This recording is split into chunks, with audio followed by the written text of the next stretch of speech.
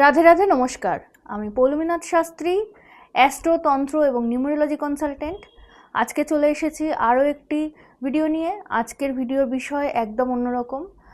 3রা March 2026 Dol Purnima এবং 2026 বছরের সবথেকে বড় চন্দ্রগ্রহণ, সবথেকে দীর্ঘ সময়ের জন্য চন্দ্রগ্রহণ লাগতে চলেছে এই দোল পূর্ণিমার দিনই। এই চন্দ্রগ্রহণ কী ধরনের এফেক্ট ফেলতে চলেছে 12টা রাশির ওপর, সেই নিয়ে আমরা আলোচনা করব। চন্দ্রগ্রহণের সময় এবং চন্দ্রগ্রহণের পরে আমরা কি করব কি করব না, এবং এর তিথি কিভাবে আমরা পালন করব, পূর্ণিমা কখন থেকে লাগছে, এই সব বিষয় নিয়ে আমরা এই ভিডিওতে আলোচনা করব। তাই ভিডিওটি কেউ স্কিপ করে দেখবেন না। এবং আজকে যদি আমার চ্যানেলটি আপনারা নতুন ভিডিও পেয়ে থাকেন, তাহলে তাদের কাছে আমি রিকোয়েস্ট করব চ্যানেলটাকে সাবস্ক্রাইব করে নেবেন, পাশে থাকা বেল আইকনটিকে প্রেস করে দেবেন, বন্ধু বান্ধব আত্মীয় স্বজন পরিবার পরিজনের মধ্যে ভিডিওটিকে শেয়ার করবেন এবং ভালো লেগে থাকলে অন্তিম অবশ্যই একটি ছোট লাইক করে আমার পাশে থাকতে ভুলবেন না। তাহলে আর দেরি না করে ভিডিওটি শুরু করে দেবো। 2রা মার্চ সোমবার বিকেল 5:44 পূর্ণিমা তিথি লাগছে এবং 3রা মার্চ বিকেল 4:05 পূর্ণিমা তিথি ছেড়ে যাবে। চন্দ্রগ্রহণ শুরু হচ্ছে 3রা মার্চ 2026 দুপুর 3:20 মানে এই সময় থেকে আমরা পূর্ণগ্রাস চন্দ্রগ্রহণ দেখতে পারবো। এবং চন্দ্রগ্রহণ ছাড়ছে 3রা মার্চ সন্ধে 6:45। এই বছরের প্রথম চন্দ্রগ্রহণ এবং এই বছরের সবথেকে দীর্ঘ চন্দ্রগ্রহণ লাগতে চলেছে দোল পূর্ণিমার দিন। অনেকেই যদি মনে করেন বা অনেকের এরকম ধারণা আছে যে গ্রহণের এফেক্ট আমাদের ওপর হয় না, কিন্তু এটা সম্পূর্ণ ভুল। কারণ প্রত্যেকটা জিনিসই আমাদের ওপর এফেক্ট করে। এই গ্যালাক্সিতে যা যা আছে, যা যা প্ল্যানেট আছে, সেই সব কিছুই কিন্তু আমাদের ওপর এফেক্ট করে। যেমন যদি সূর্যকে আমরা নিয়ে নিই, তাহলে সূর্য যখন গরমকাল আসে আমরা রোদ্দুরের তাপে বেশি থাকলে কালো হয়ে যাই বা আমাদের ঘাম হয় বা সূর্যের তাপে আমাদের কষ্ট হয়।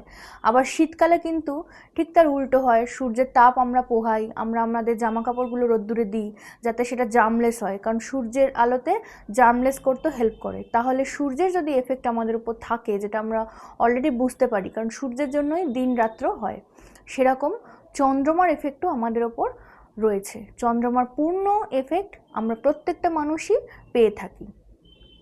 এই চন্দ্রগ্রহণের এফেক্ট 12টা রাশির ওপর কী ধরনের আসবে সেটা ডিপেন্ড করবে আপনার পার্সোনাল চার্টে চন্দ্রমার প্লেসমেন্ট কোথায় আছে এবং বর্তমানে চন্দ্রমার ট্রানজিট কী করছে তার উপর।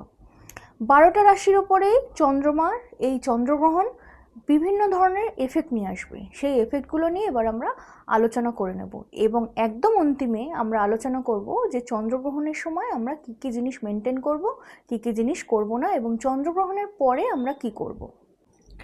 অ্যাস্ট্রোলজিক্যালি চন্দ্রমার যখন চন্দ্রগ্রহণ লাগছে 3রা মার্চ বিকেল 3:20 তার 9 ঘন্টা আগে থেকেই সূতককাল শুরু হয়ে যায়। এই সূতককাল কি? সূতককাল মানে অশুভ সময়। অশুভ সময় অলরেডি স্টার্টেড হয়ে যায়, কিন্তু পূর্ণগ্রাস কখন হয়? যখন পৃথিবী থেকে আমরা চন্দ্রগ্রহণটা ভিজুয়ালাইজ করতে পারি, অর্থাৎ দেখতে পারি। অ্যাস্ট্রোলজিক্যালি সিংহ রাশির ওপর চন্দ্রগ্রহণ চন্দ্রমা থাকছে এবং পূর্ব ফাল্গুনী নক্ষত্রের ওপর চন্দ্রমার অবস্থান হচ্ছে। অ্যাস্ট্রোলজিক্যালি যখন চন্দ্রগ্রহণ হয় তখন এই যে 9টা প্ল্যানেট রয়েছে আমাদের গ্যালাক্সিতে, এদের ঊর্জা বৃদ্ধি পায় এবং চন্দ্রের ঊর্জা সবথেকে বেশি বৃদ্ধি পায়। চন্দ্রগ্রহণের দিন চন্দ্রমা থাকছে সিংহ রাশি এবং পূর্ব ফাল্গুনী নক্ষত্রের ওপর। সিংহ রাশির এই সময় কনফিডেন্স বৃদ্ধি পাবে এবং লিডারশিপ কোয়ালিটি বৃদ্ধি পাবে। যে সকল কাজ সিংহ রাশির এতদিন আটকে ছিল, কারণ একটা জিনিস ভুলে গেলে চলবে না, সিংহ রাশি বর্তমানে শনির ঢাইয়াও চলছে। যে কাজ এতদিন আটকে ছিল, যে কনফিডেন্স এতদিন লুজ হয়ে যাচ্ছিল, অতিরিক্ত মাথা গরম হয়ে যাচ্ছিল, সেই সমস্ত কিছু এই সময় সর্ট আউট হতে চলেছে চন্দ্রগ্রহণের সময় এবং চন্দ্রগ্রহণের পরে আগামী 2-3 দিন আপনারা এই এফেক্টটা পাবেন। আপনাদের যে আটকে যাওয়া কাজ এতদিন ছিল, সেই আটকে যাওয়া কাজ উদ্ধার হয়ে যাবে। এই সময়টা সিংহ রাশি লগ্নের জাতক এবং জাতিকাদের জন্য অত্যন্ত শুভ। এর সাথে সাথে বাকি যে 11টা রাশি রয়েছে সেই 11টা রাশি নিয়েও আমরা আলোচনা করব। মেষ এবং ধনু রাশি লগ্নের জাতক এবং জাতিকা সেম সিংহ রাশির মতোই এফেক্ট পেতে চলেছেন। অর্থাৎ মেষ এবং ধনু এবং সিংহ এই 3 রাশি লগ্নের জাতক এবং জাতিকার মধ্যে কনফিডেন্স বৃদ্ধি পাবে, আটকে যাওয়া কাজ এই সময় উদ্ধার হবে। এরপর চলে আসবো পরবর্তী রাশি মিথুন এবং তুলা রাশি। মিথুন এবং তুলা রাশির জাতক এবং জাতিকাদের মধ্যে কনফিডেন্স বৃদ্ধি পাবে এবং ফিনান্সিয়ালি আপনারা গেইন করতে পারবেন। কর্কট, বৃশ্চিক এবং মীন রাশি লগ্নের জাতক এবং জাতিকার এই সময়টা, বিশেষত চন্দ্রগ্রহণের সময়টা, কোনো ডিসিশন যখন নিচ্ছেন ইমোশনালি কোনো ডিসিশন নেবেন না, আবেগের সাথে কোনো ডিসিশন নেবেন না। এই সময় সব সময় আপনাকে প্র্যাকটিক্যালি ডিসিশন নিতে হবে, রাগ এই সময় ত্যাগ করতে হবে। বিশেষ করে কর্কট, বৃশ্চিক এবং মীন রাশি লগ্নের জাতক এবং জাতিকাদের জন্য এই সময় টেম্পারমেন্ট বৃদ্ধি পাবে। এই চন্দ্রগ্রহণের সময়টা বাক সংযমিতা রাখতে হবে, রাগ কন্ট্রোল করতে হবে। এই সময় কোনো রকম সিদ্ধান্ত নেওয়া যাবে না। সেটা ফিনান্সিয়ালের জন্য হতে পারে, সেটা আপনার পারিবারিক জীবনের ক্ষেত্রে হতে পারে, সেটা আপনার হেলথের জন্যও হতে পারে। কোনো সিদ্ধান্ত এই সময়টা আপনারা নেবেন না। একদম আপনাকে যে কোনো সিদ্ধান্ত অবশ্যই ধৈর্যের সাথে নিতে হবে এবং এই সময়টা যতটা পারবেন আপনি কথা এড়িয়ে চলুন, কারণ এই সময় আপনাদের ক্ষেত্রে যেটা হবে, একটা ঝগড়া অশান্তি, একটা রাগের সিচুয়েশন তৈরি হওয়ার মতো জায়গা পরিলক্ষিত হয়। তাই আপনাদেরকে অত্যন্ত সাবধানে থাকতে হবে, বিশেষত যখন পূর্ণগ্রাস চন্দ্রগ্রহণ লাগছে ওই সময়টুকু। বৃষ এবং মকর রাশি লগ্নের জাতক এবং জাতিকাদের জন্য কোনো ফিনান্সিয়াল ডিসিশন এই সময় নেওয়া যাবে না। ইনফ্যাক্ট আমি বলবো আগামী 2-3 দিনের জন্য আপনারা কোনো ফাইন্যান্সিয়াল ডিসিশন নেবেন না। 2-3 দিন বাদে আপনারা আপনাদের জীবনের কোনো ফাইন্যান্সিয়াল ডিসিশন থাকলে সেটা নেবেন। এই সময় টোটালি আপনারা ফাইন্যান্সিয়াল ডিসিশনকে অ্যাভয়েড করবেন। এরপর চলে আসবো কন্যা এবং কুম্ভ রাশি লগ্নের জাতক এবং জাতিকাদের জন্য কেমন যেতে চলেছে পূর্ণগ্রাস চন্দ্রগ্রহণের সময় এবং আগামী 2-3 দিন। কন্যা এবং কুম্ভ রাশি লগ্নের জাতক এবং জাতিকাকে আমি সাজেস্ট করব এই সময় আপনারা ওভার থিঙ্কিং করবেন না, এই সময় আপনারা কথা বাড়াবেন না। কোনো যদি অশান্তির পরিবেশ সৃষ্টি হয় আপনারা এই সময় সেই জায়গা থেকে চুপ করে যাবেন এবং অযথা উল্টো ভাববেন না, কারণ রাহুর অবস্থানও রয়েছে। রাহুর অবস্থানের ফলে রাহু কিন্তু আপনাদের উল্টো ভাবাতে বাধ্য করবে, ইলিউশন সৃষ্টি করবে, ভ্রম সৃষ্টি করবে, ওভার থিঙ্কিং দেবে। এই ওভার থিঙ্কিং থেকে আপনাদেরই বেরিয়ে আসতে হবে এবং যতটা সম্ভব এই সময়টা আপনারা শান্ত থাকার চেষ্টা করবেন। এরপর আমরা জেনে নেব এই গ্রহণের সময় আমরা কি করব এবং কি করব না। পূর্ণগ্রাস চন্দ্রগ্রহণ যখন থেকে লাগছে এই সময় আপনারা কোনো মাঙ্গলিক কর্ম করবেন না, অর্থাৎ বিয়ে, অন্নপ্রাশন, পৈতে এই টাইপের যে মাঙ্গলিক কর্মগুলো রয়েছে সেগুলো অবশ্যই করবেন না। সমস্ত মন্দিরের কপাট আপনারা বন্ধ রাখবেন এবং আপনাদের বাড়িতে যে ঈশ্বরের মন্দির রয়েছে বা ঈশ্বরের স্থান রয়েছে সেই স্থানটাকে আপনারা ঢেকে রাখবেন এবং ঈশ্বরকে অবশ্যই, অর্থাৎ ভগবানের মূর্তিকে অবশ্যই এই সময় স্পর্শ করবেন না। এই সময় কোনো রকম পুজো দেওয়া যাবে না, এই সময় কোনো রান্না করা যাবে না, কোনো রকম খাবার খাওয়া যাবে না।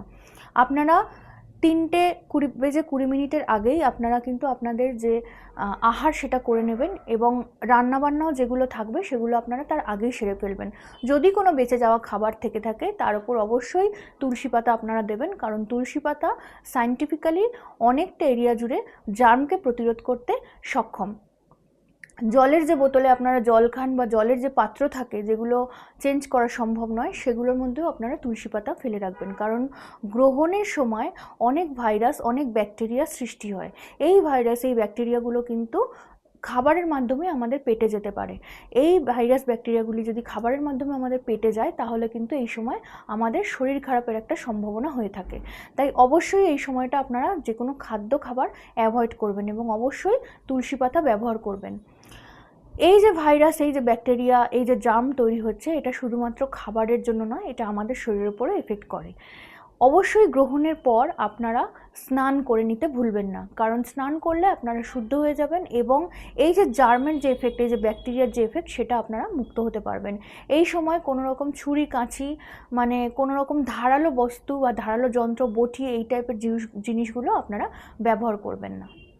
গ্রহণের সময় এবং গ্রহণের পরে এই যে দিনটা, পূর্ণিমা প্লাস চন্দ্রগ্রহণ এবং বছরের প্রথম চন্দ্রগ্রহণ এবং অনেক বছর পর পূর্ণগ্রাস চন্দ্রগ্রহণ অনেকটা সময় ধরে চলবে, অর্থাৎ 3:20 থেকে 6:45 পর্যন্ত বিশাল একটা সময় ধরে গ্রহণ চলবে।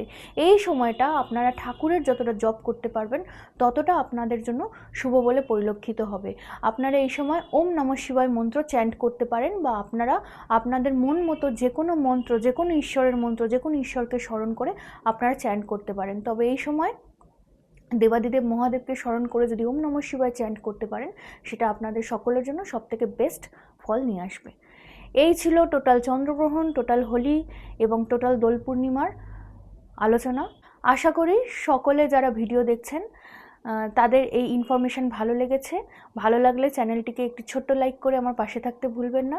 সকলে ভালো থাকবেন, সুস্থ থাকবেন, সুন্দর থাকবেন এবং হোলি এবং দোল পূর্ণিমার শুভেচ্ছা রইল। সকলে খুব ভালো থাকবেন, এনজয় করবেন।